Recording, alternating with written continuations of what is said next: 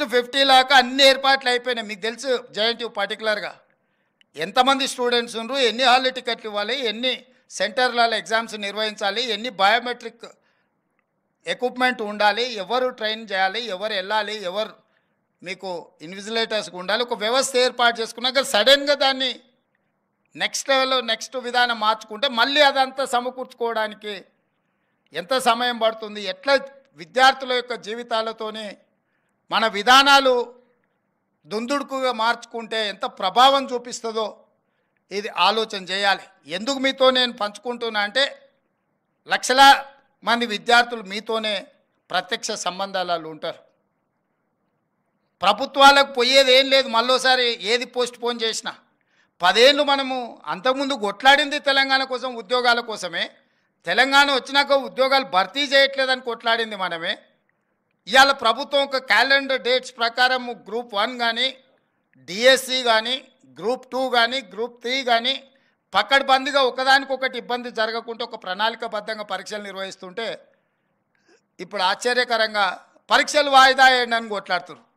ఇంతకాలం 10 ఏళ్ళు మనం కొట్లాడింది పరీక్షలు పెట్టండి, పరీక్షలు పెడతారా లేదా, మేము ముదిరిపోతున్నాం, బెండకాయ ముదిరిపోయిన పిల్లగానికి వయసు మీద పడ్డ దేనికి పనికి రాకుండా పోతాడని ఇంతకాలం కొట్లాడి ఇప్పుడు అంటారు లేదు నువ్వు వాయిదా లేయని.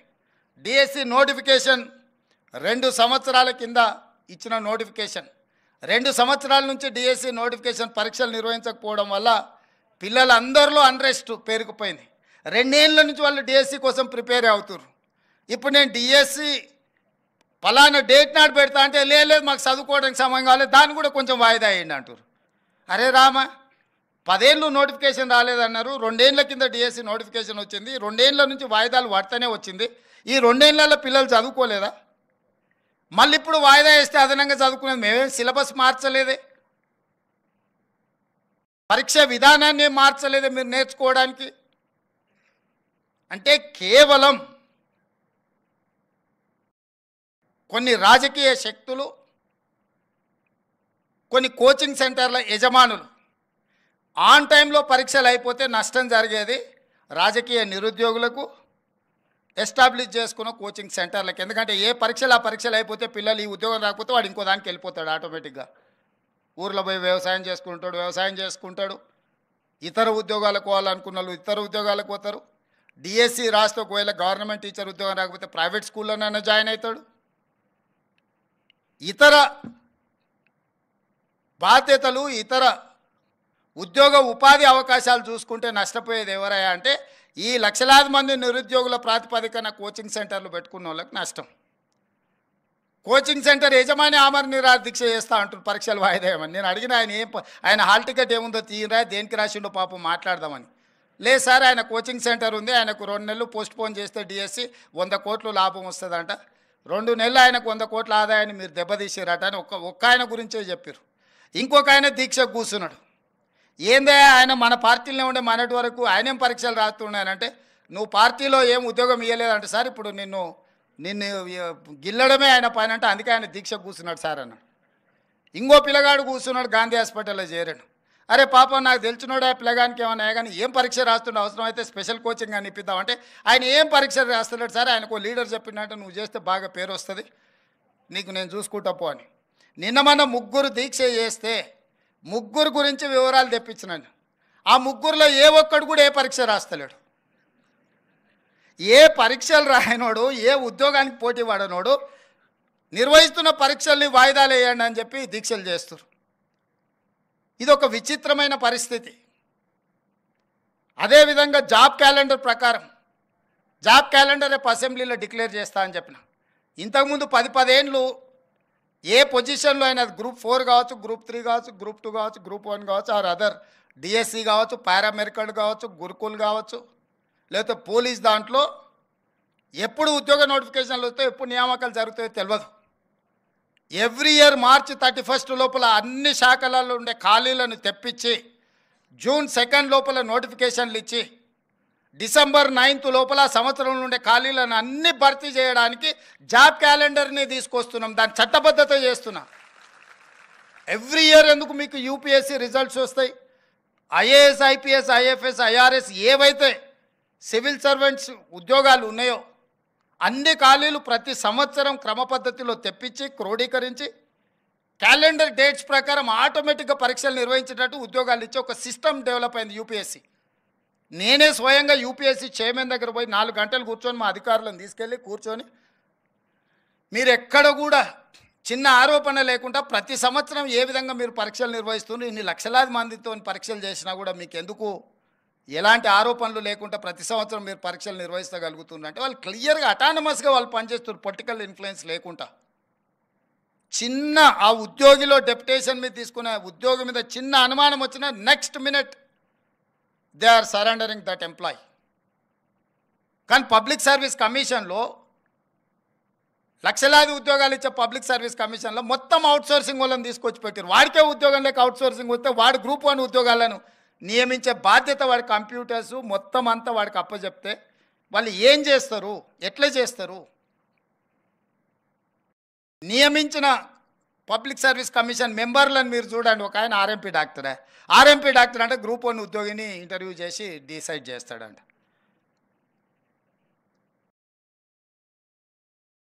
అంటే ఆశ్చర్యకరమైన పరిణామాలు తెలంగాణ రాష్ట్రం వచ్చిన తర్వాత గతంలో జరిగినాయి.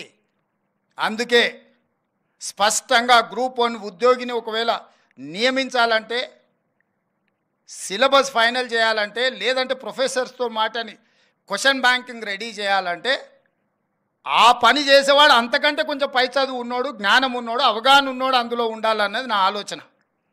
నిరుద్యోగులకు రాజకీయ పార్టీలలో మేము ఉద్యోగము ఇవ్వలేదు, మేము టికెట్ ఇవ్వలేదు అంటే వాళ్ళని తీసుకొచ్చి పబ్లిక్ సర్వీస్ కమిషన్ మెంబర్ని చేస్తే వాళ్ళ ఆలోచన ఏముంటుంది, వాళ్ళ విజ్డమ్ ఏముంటుంది? నాకేం పని లేదో నాకు ఒక ఆయన ఉద్యోగం కనిపిస్తే నేను కూడా నాకు తెలిసిన ఏం పని లేనోనికి ఇంకో ఉద్యోగం ఇద్దామనుకుంటా. కష్టపడి చదివి ఒక లెవెల్కి వచ్చి ఒక మంచి ఉద్యోగంలో వస్తే అతనికి ఒక బాధ్యత ఇస్తే అరే చదువుకున్నోనికి కష్టపడడానికి ఆ విలువేందో నాకు తెలుసు కాబట్టి నేను కూడా అలాంటి నియమించాలనుకుంటాడు తప్పితే రాజకీయ పునరావాస కేంద్రాలుగా ఇవి మారకూడదు. విద్యా సంస్థలు ఏవి కూడా రాజకీయ పునరావాస కేంద్రాలుగా మారకూడదు అనేది నా ఆలోచన, మా ప్రభుత్వం యొక్క విధానం. అందుకే మీకు అందరు కొంత కఠినంగా అనిపించిన పరీక్షలు నిర్వహించే విధానంలో ఒక స్పష్టత పెట్టుకొని ముందుకెళ్తున్నాము. నేను బాధ్యత తీసుకున్న మరుక్షణం 90 రోజుల్లో 30,000 ఉద్యోగాలు ఎల్బీ స్టేడియంలో పిలిపించి మరి ప్రతి ఉద్యోగికి వాళ్ళ నియామక పత్రం నేను నా చేతులతోనే అందించిన. 10 ఏళ్ళు వాళ్ళు కొట్లాడి ఆ 30,000 ఉద్యోగాలు కూడా కోర్టులో కేసులతోని చిక్కుముళ్ళతో ఉంటే వస్తానే ఆ కేసులను అన్నిటిని కూడా పరిష్కరించి మొదటి 90 రోజుల్లో 30,000 ప్రభుత్వ ఉద్యోగాలు ఇచ్చింది మా ప్రభుత్వము. మీకు ఆ మొత్తం డేటా నేను ఆన్లైన్లో పెట్టిస్తే ఎవరెవరికి మేము ఉద్యోగం ఇచ్చినామో లెక్కలు చెప్పడం అంటే నెంబర్ చెప్పడం కాదు.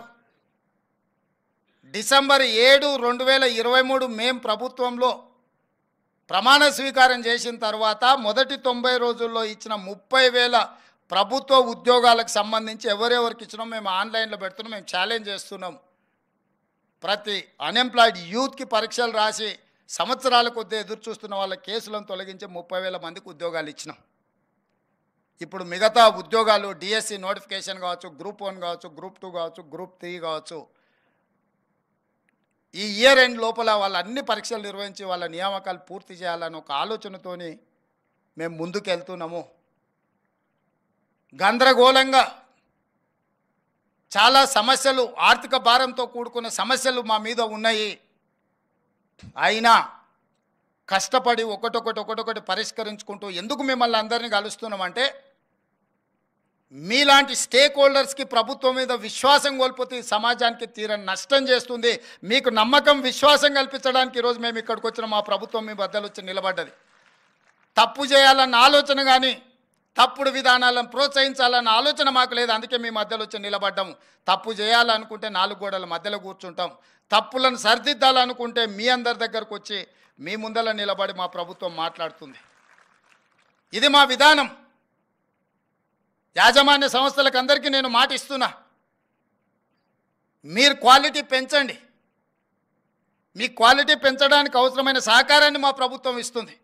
మీ ఇంజనీరింగ్ కాలేజీలు జేఎన్టీయూ అఫిలియేటెడ్గా ఉన్న ఇంజనీరింగ్ కాలేజీల యజమానులకు నేను చెప్తున్నా, నిరుద్యోగులను ఉత్పత్తి చేసే కర్మాగారాలుగా మీ ఇంజనీరింగ్ కాలేజీలు మారకూడదు. మీరు ఉద్యోగ ఉపాధి అవకాశాలు మీ క్యాంపస్ నుంచి బయటకు వచ్చిందంటే వాడు ఒక ప్రయోజకుడు ఈ సమాజ నిర్మాణంలో భాగస్వాములను తయారు చేసి బయటికి పంపించే విధంగా మీరు ప్రయత్నం చేయండి. మీకు అవసరమైన సహకారాన్ని ఇచ్చే బాధ్యత మా ప్రభుత్వం తీసుకుంటుంది అని చెప్పి మీకు అందరికీ చెప్పదలుచుకున్న. స్కిల్ లేకుంటే సర్టిఫికెట్ ఉంటే ఉద్యోగం రాదు. ఇది వారసత్వ సంపద కాదు. తాతల నుంచి తండ్రులకు వచ్చి, తండ్రుల నుంచి కొడుకులకు వచ్చి, కొడుకుల నుంచి వాళ్ళ పిల్లలకు పోవడానికి యాన్సిస్టర్ ప్రాపర్టీ అయితే వారసత్వం కింద బదిలీ చేయొచ్చు. స్కిల్ అట్లాంటిది కాదు. స్కిల్ ఎవరికి వాళ్ళు నేర్చుకోవాల్సిందే, అప్గ్రేడ్ చేసుకోవాల్సిందే. ఎప్పటికప్పుడు కూడా ప్రపంచంతో పోటీ పడాలంటే ఎప్పటికప్పుడు మనకున్న స్కిల్ని కూడా అప్గ్రేడ్ చేసుకోవాల్సిన అవసరం సమాజంలో ఉంది.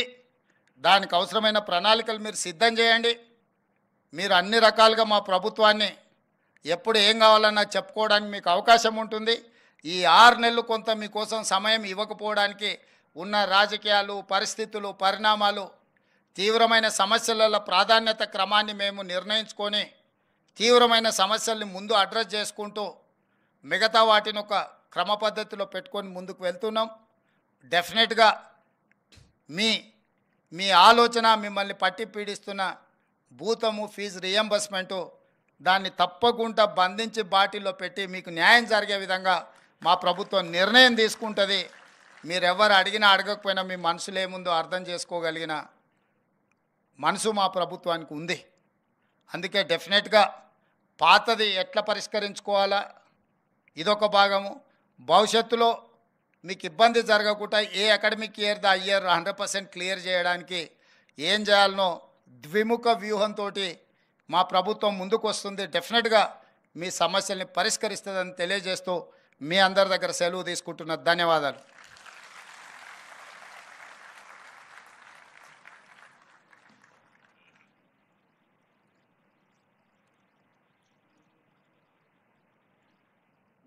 గౌరవ ముఖ్యమంత్రి గారు అట్లాగే విద్యాశాఖ మంత్రులుగా వారికి ఉన్న విస్తృత అవగాహనతో సమాజంలో ఉన్న